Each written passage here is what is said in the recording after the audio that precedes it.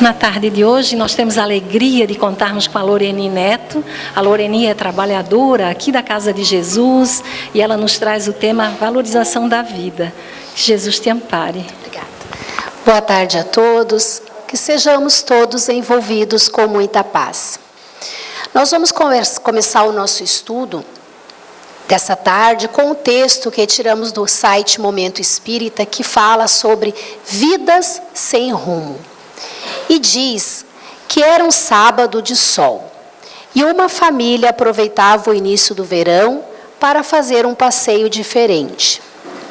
Informados de que uma ilha situada a meia hora de barco do litoral era um lugar agradável e belo, não hesitaram. O pai comprou as passagens de barco, a mãe arrumou as crianças e chamou a avó para compartilhar do passeio. Nas mãos, uma mochila com alguns apetrechos de praia para garantir um dia tranquilo. Não se informaram sobre o que realmente encontrariam, nem sobre o que deveriam levar para passar o dia. Quando desembarcaram, não atentaram para os demais passageiros, para onde iriam ou que rumo tomariam. Discutiam entre si para decidir o que fariam e, por fim, acabaram tomando uma trilha dentre as muitas que havia e caminharam muito, sem saber sequer para onde se dirigiam. Passaram por pequeninas vilas, cruzaram riachos e pontes, até alcançar uma praia pequena, sem movimentos e sem grandes atrativos. Os mosquitos e o sol inclemente tornaram o passeio ainda mais difícil. A ausência de um local apropriado para o almoço, para um descanso, também foi motivo de discussão entre os membros da família. Horas depois de terem desembarcado, o único desejo de todos era retornar ao barco e voltar o mais rápido possível para casa. Não conseguiam conceber como alguém poderia ter, em sã consciência, recomendado um programa como aquele. Quando enfim conseguiram encontrar o caminho de volta e localizaram o trapiche onde haviam desembarcado, puderam sentar-se à sombra e comprar água fresca para refrescar.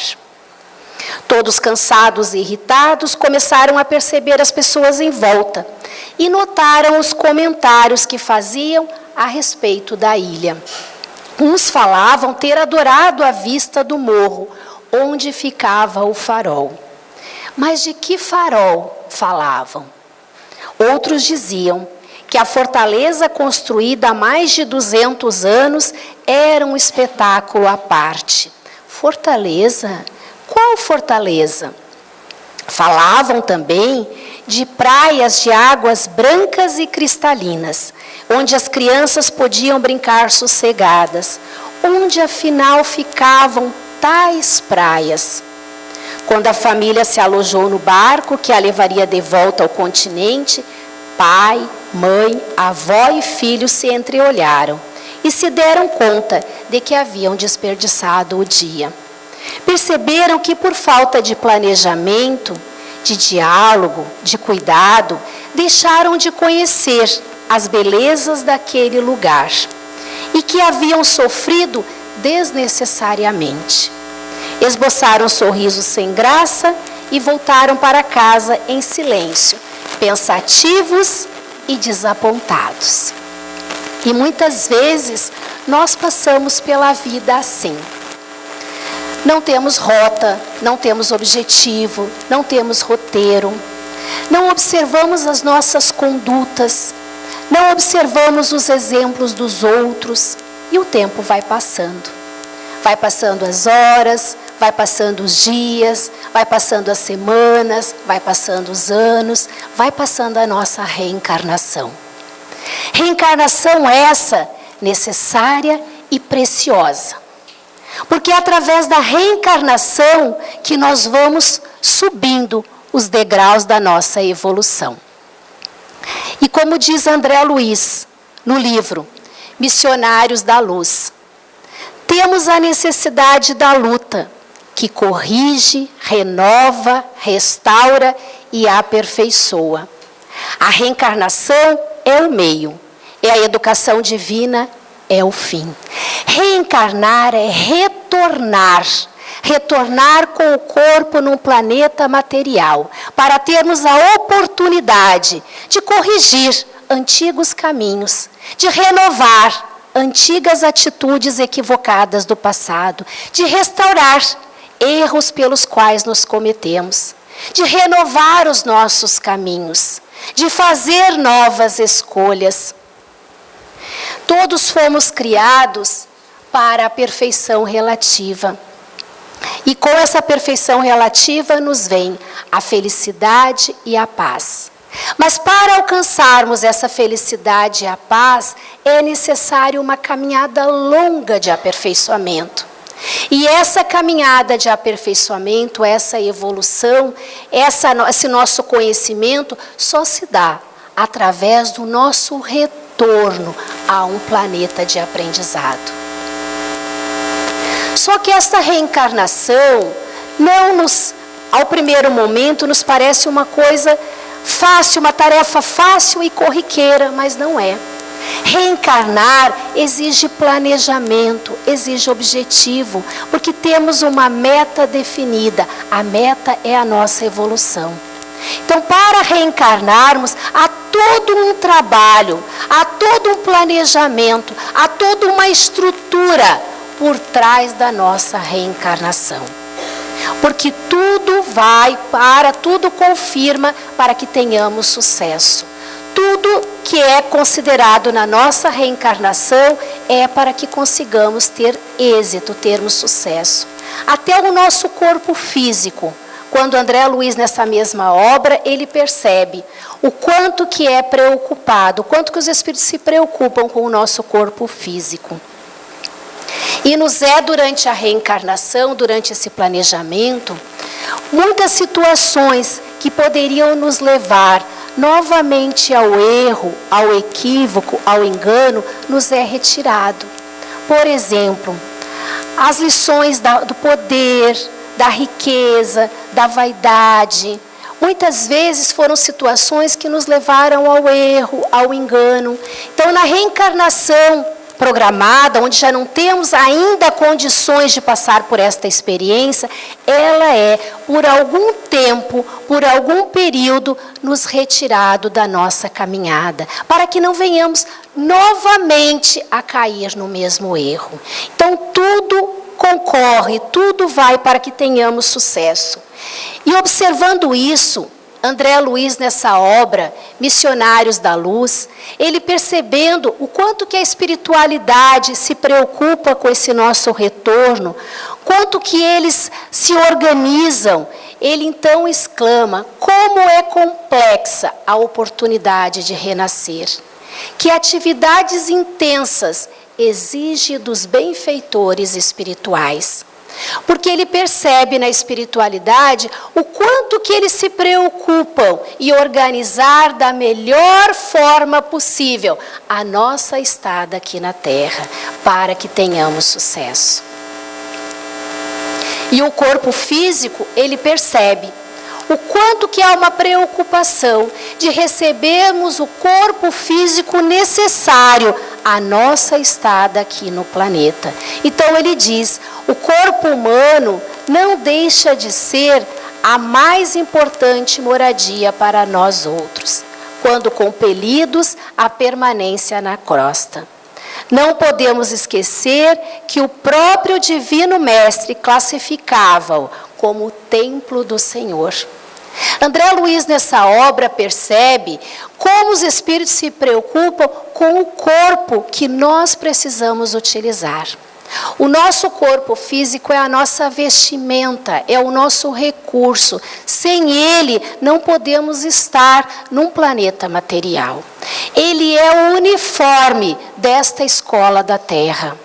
E sem esse uniforme, não podemos estar aqui aprendendo as lições necessárias à nossa caminhada evolutiva.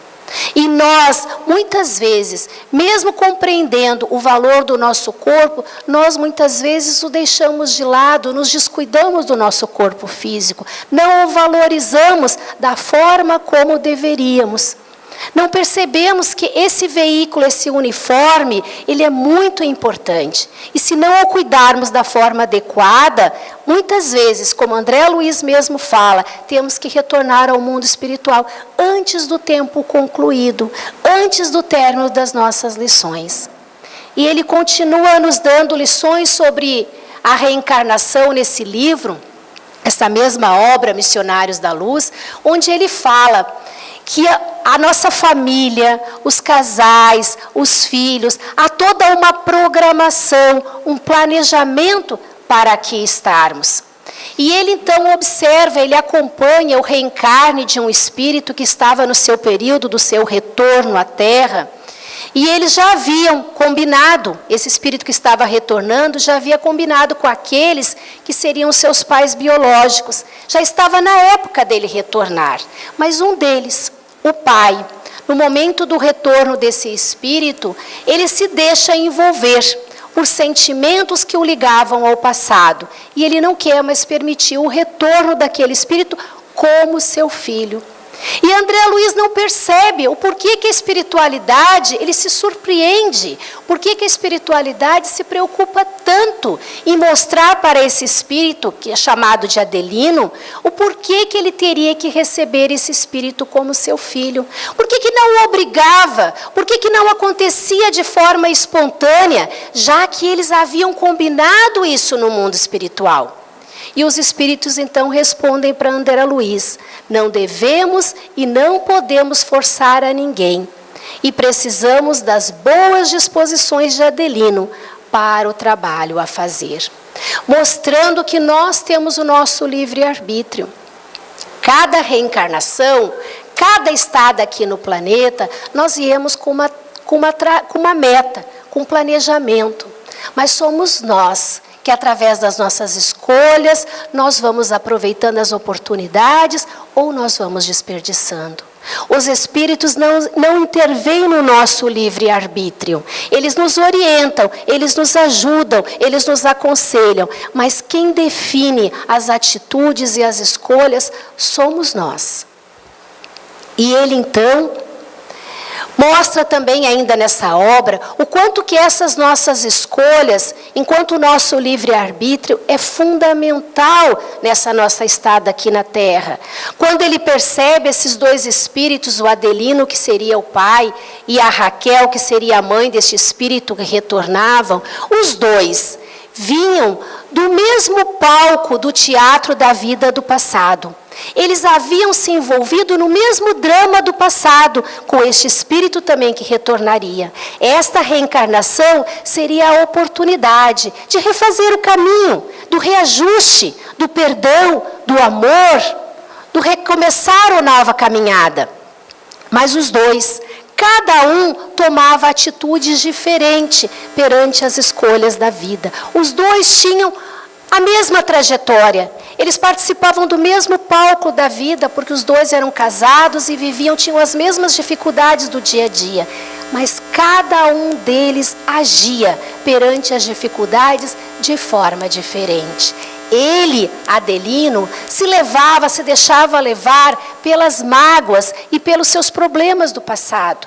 E isso fazia que ao adormecer, ele sonhava com aquele que ele receberia de filho, e como ele mantinha ainda os seus sentimentos de mágoa, de ressentimento, ele encontrava ali alguém que iria lhe destruir a felicidade.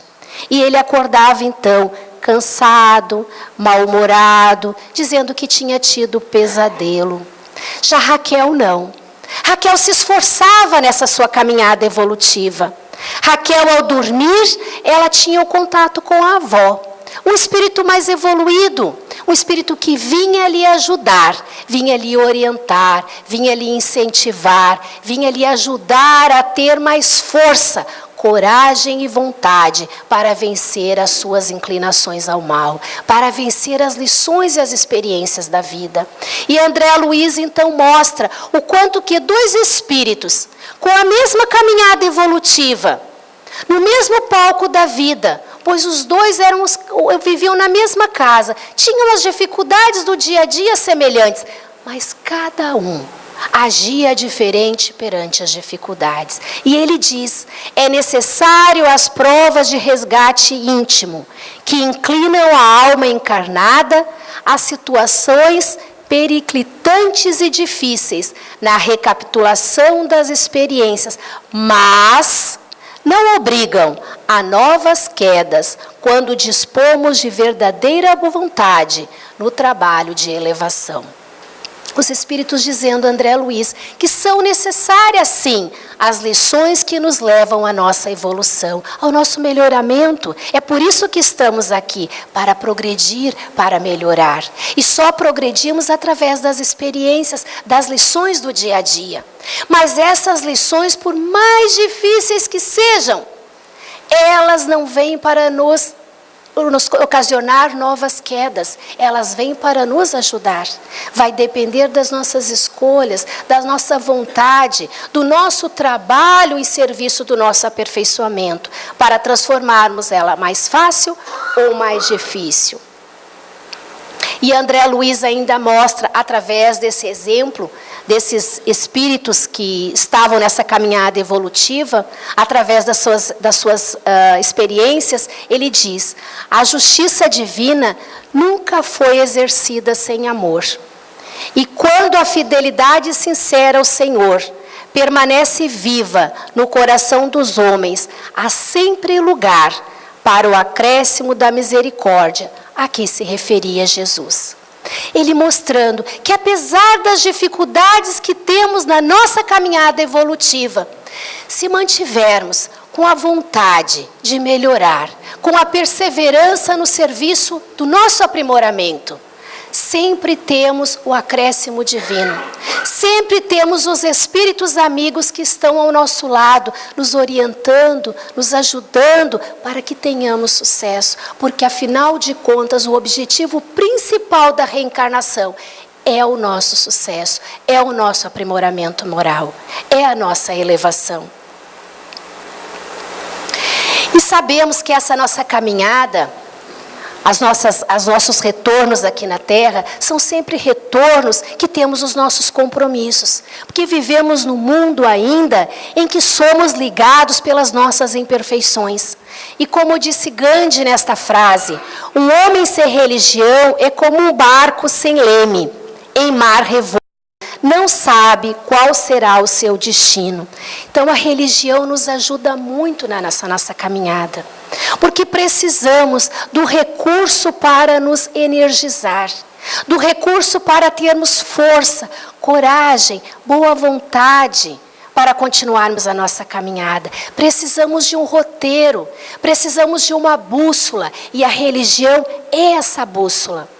Porque através dos ensinamentos que temos dentro da religião, nós vamos nos orientando nessa nossa caminhada. E certa vez Dalai Lama, numa entrevista, lhe é perguntado o que mais lhe surpreende na humanidade. E ele diz: o próprio homem. E ele explica que perde a saúde para ganhar dinheiro. Depois perde o dinheiro para ganhar saúde, que vive tão ansioso com o futuro que não vive o presente, e não vive o futuro porque aí já é presente, e ele está preocupado com o futuro, que vive como se fosse morrer, e morre como se nunca tivesse vivido. Isso diz Dalai Lama. Então, quando nós tomamos essas atitudes, nos preocupamos muito com o futuro, deixamos de aproveitar e observar as nossas condutas no presente. Esquecemos que o futuro vai ser o resultado do nosso presente. Quando estamos preocupados muito com algo que ainda nem vai acontecer, deixamos de vivenciar as lições do nosso presente, como aquele passeio por aquela ilha. tão preocupados que estavam em aproveitar, que nem observaram o que poderiam aproveitar.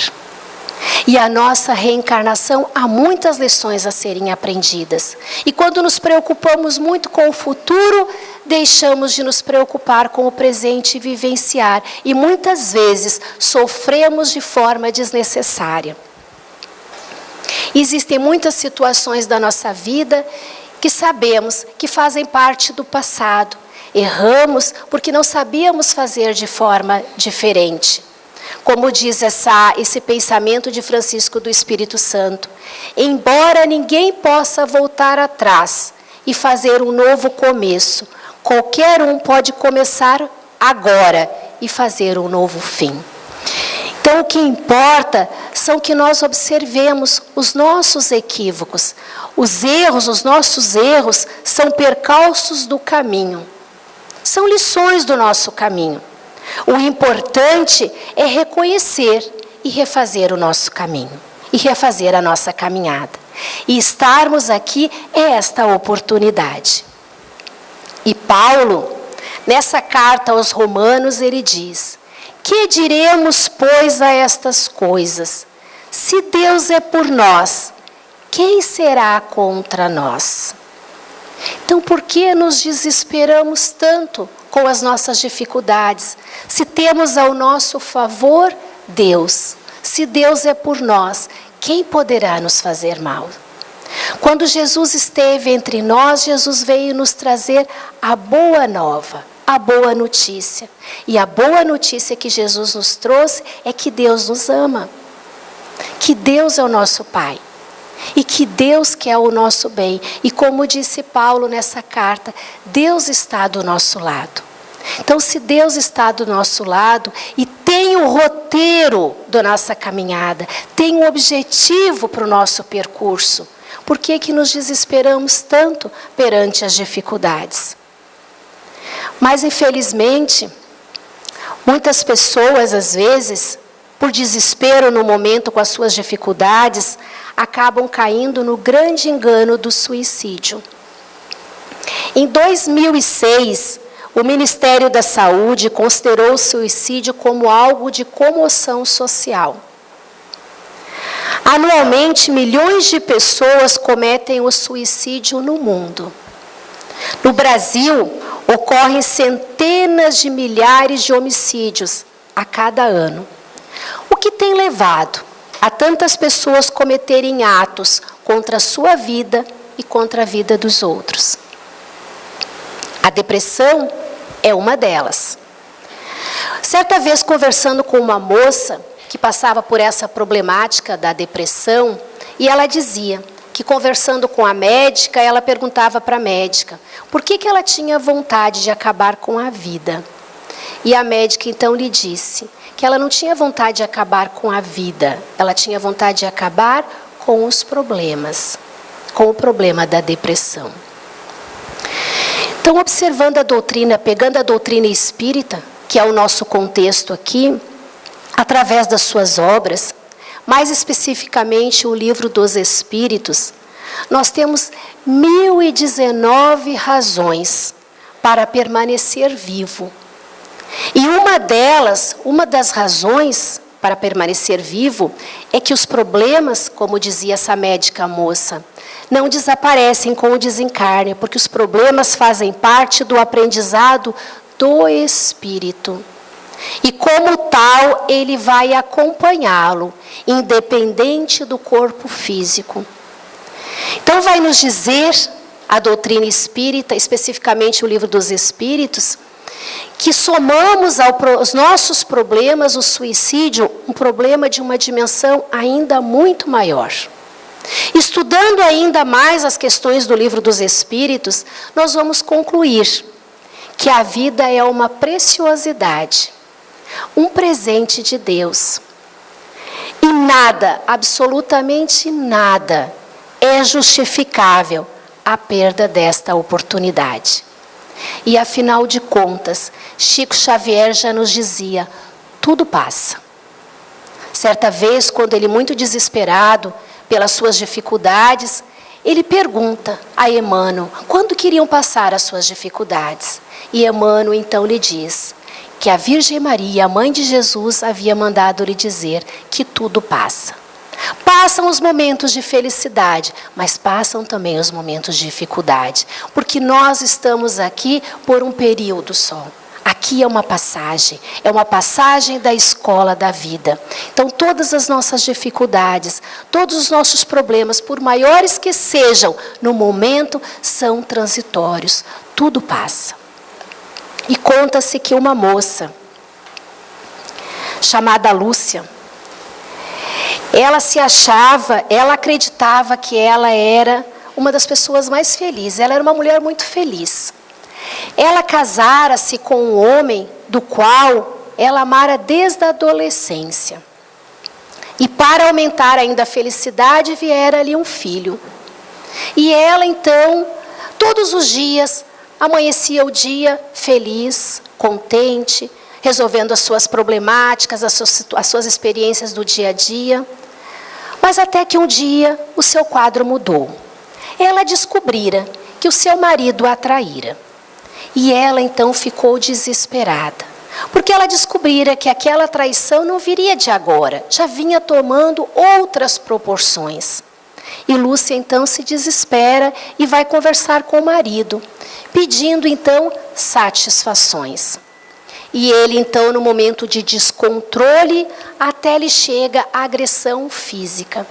Ela então fica desesperada e pensa, não tinha mais condições de continuar vivendo juntos, porque chegara até o propósito de não se respeitarem mais. A agressão física para ela era o final do relacionamento. Depois de uma noite de insônia, de grandes perturbações, ela toma a decisão de se suicidar. Ela iria fazer mais. Ela iria matar o seu filho e se suicidar. Ela queria deixá-lo com drama de consciência. Ela queria deixá-lo culpado. Ela queria mais. Ela queria vingança. E ela tem o seu propósito. O seu destino seria o Farol da Barra, na cidade de Salvador, na Bahia, onde ela residia.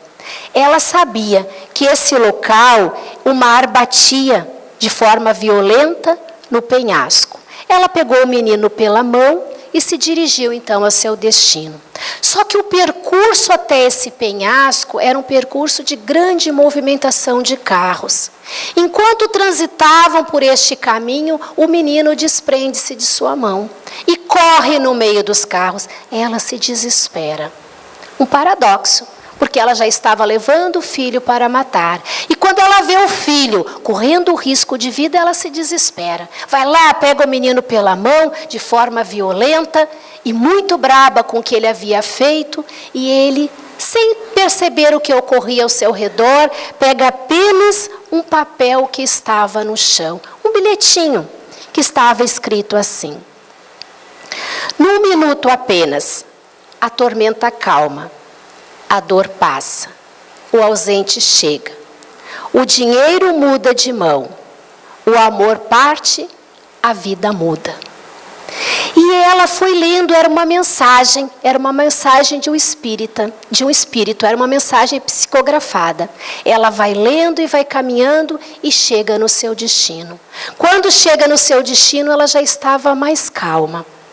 Senta, chora, entra numa crise de choro e resolve então retornar para o seu lar. Desistira daquele seu objetivo. Retorna para casa e lembra que numa das ocasiões em que se encontrara com os amigos do seu marido, trabalho, um dos senhores que ali estavam haviam falado da doutrina espírita. Coisa que não interessou a ela e o esposo, porque frequentava uma outra religião. Não se interessaram pelo estudo, pelo assunto.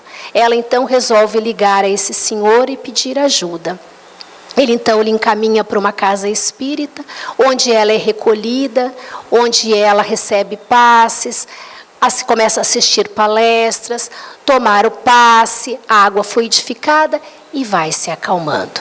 O marido percebe a transformação da sua esposa e resolve um dia, então, seguir para ver aonde que ela estava indo. Qual era o motivo daquela mudança? O que estava acontecendo com ela? E ele então se depara com uma casa espírita. Entra também, porque já estava atormentado pelo tipo de vida que estava levando. Entra e a partir de então os dois começam a frequentar a casa. Passam seu tempo, eles viram grandes trabalhadores da seara espírita e outros filhos vêm se somar ao casal. E o texto então nos diz: mudança de rumo. A vida muda em 1 minuto apenas. Em 1 minuto apenas, Deus providencia o socorro. Pode ser um coração atento, uma mão amiga, ou um pedaço de papel impresso caído na calçada. Papel que o vento não levou para longe. 1 minuto apenas e o amor volta. A esperança renasce. 1 minuto apenas e o sol rompe as nuvens, clareando tudo. Não se desespere, espere. 1 minuto apenas. O socorro chega, o panorama se modifica, a vida refloresce. Tenha paciência, não se entregue à desesperança, aguarde. Enquanto você sofre, Deus providencia o auxílio. Aguarde 1 minuto apenas, 60 segundos, uma vida, 1 minuto a mais. E nós, muitas vezes, nos desesperamos perante as dificuldades e pela impaciência, pelo imediatismo, deixamos de esperar. 1 minuto. 1 minuto, tudo se modifica, tudo passa na nossa caminhada. E possamos lembrar, durante as nossas dificuldades do dia a dia, de André Luiz, que nos fala tão bem do mundo espiritual, nos dizendo: nós damos muito trabalho à espiritualidade para estarmos aqui. Então, estarmos aqui é um presente de Deus, é uma oportunidade divina. Porque se não estivéssemos aqui, os nossos erros estariam nos atormentando. Cada vez que retornamos à Terra, cada vez que retornamos aqui, temos a oportunidade de refazer o caminho do passado que não fizemos de forma adequada. Então é uma oportunidade de muita importância.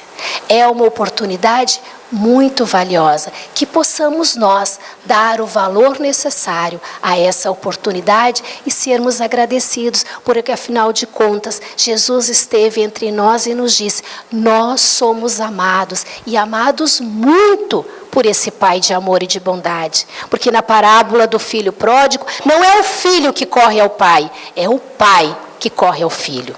Então Deus está sempre de braços abertos, nos acolhendo e nos esperando o nosso retorno. Que possamos nós retornar aos abraços de Deus.